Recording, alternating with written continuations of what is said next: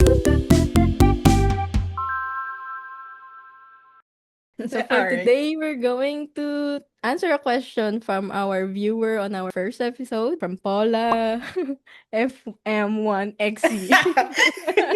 Great name. So they ask, could you talk about specific processes like the medical exam and give tips like what you did to prepare? As for me, I did take a medical exam and I didn't do much to prepare for it actually. So I just went there and then signed up. The test that they will be conducting on you will be a full body exam. So as long as Mhm. you're in good health, you're not Mhm. doing any vices or any Mhm. drugs, of course, you're gonna do good. Yeah. So I would advise to have good sleep before going to the clinic. Drink a lot of water as well because they're True. gonna ask for a pee sample. If you don't feel like going, they will give you a bunch of water to drink so that you can go. And True. then also a stool sample. So probably you Mhm. should eat something as well before going there. And Mm. then they will check your eyesight. So the normal eye test and there your hearing. You will also need to answer a psychological exam. There are no right or wrong answers. It's not graded. So it's a measure of your psychological being if you are in a Yeah. normal state. If your mental health is in good condition, you will be fine with the medical exam. So just to be clear, this medical exam was in the Philippines or already when you arrived in Amsterdam? Yes, in the Philippines. So that's required Mm. for the OEC. That's why I needed to Mhm. take it. Of course, there are also medical exams for, applying for jobs or the yearly Right. APE if you are already working in some company. Yeah. Right, exactly. So anyway, in any job that you apply to, there's always a medical exam, right? To see if you're fit to Yes. work.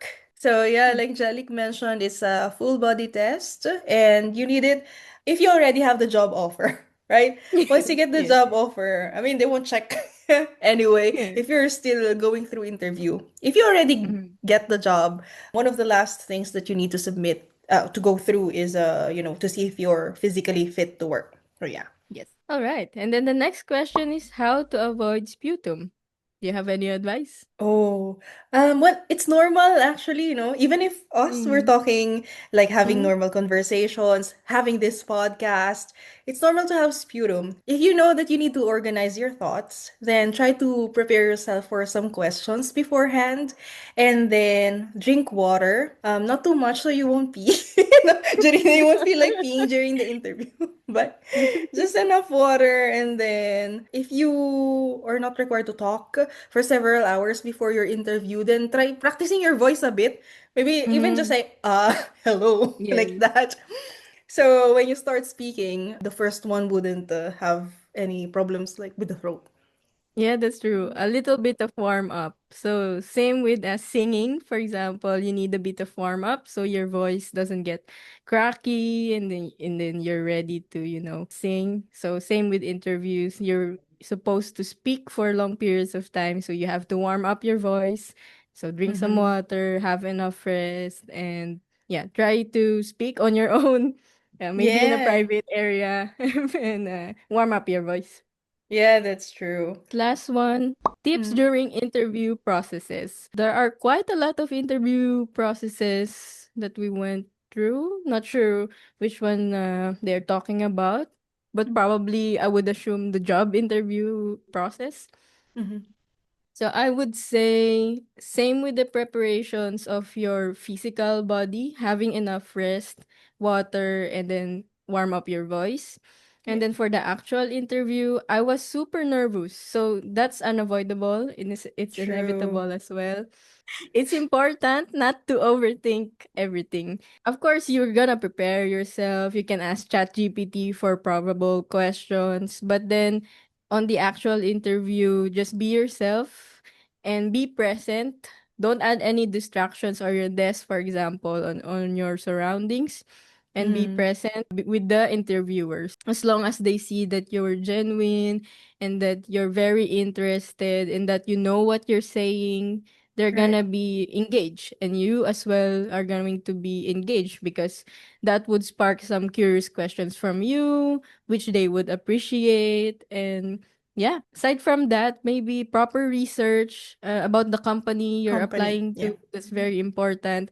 I did research a lot about my company. I read their blogs, I read their website, I watched Mm-hmm. some of their YouTube videos. So knowing something about the company and the field you're going to apply to, for example, in Mm-hmm. technology. So if you're a programmer of a particular language, then check the related stack on that company about that language. And then in the interview, you can ask interesting questions. And Right. they surely will appreciate that because not all candidates are giving that much effort into, researching the company. They just want a job. Mm-hmm. So if you want to have an edge, research about the company and, try to have something to ask, interesting to ask other Mm-hmm. than the most used questions, for example, like how is it to work there, what's the work culture. That's Yeah. very, I mean, you can ask that, of course, but then have something interesting, have something that you came up on your own. Exactly. That's very good advice. Solid advice when you're going through an interview. So yeah, and I would just like to add, if you're, of course, you may have sputum in English or in Tagalog, right?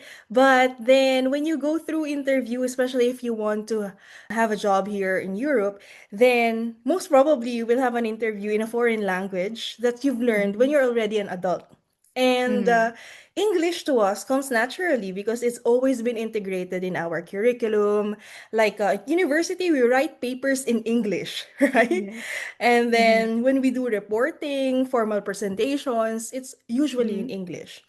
But True. then, of course, it's challenging if you learn the foreign language as an adult and then you will have a formal conversation using it via job interview. So, of course, the first tip is for you to be honest about your level. What if you wrote in your CV that you're fluent, but then you're not confident enough and you're just intermediate? It would show. Mm-hmm. Because imagine Mm-hmm. if we're conversing, I know English like the back of my hand. I always use it.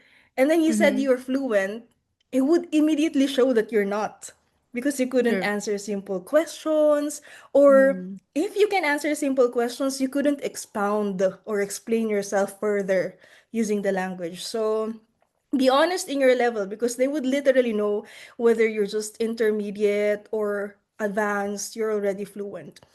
And yeah, just really try to breathe in, breathe out, especially it's very I was very anxious during my first French interview or Mm-hmm. Italian interview because I'm used to talking only with friends, and when you talk Mm-hmm. with friends is informal, and then suddenly you need to change into a formal type of a conversation or type of words that you need to use. So Mm-hmm. try to review the answers to questions in the language where you're going to apply to. So yeah. Nice. Thank you, Camille. That's very helpful. I hope that answers their question. And of course, if you have any other questions, feel free to post it and we will answer it. Thank you. All right. Thank you.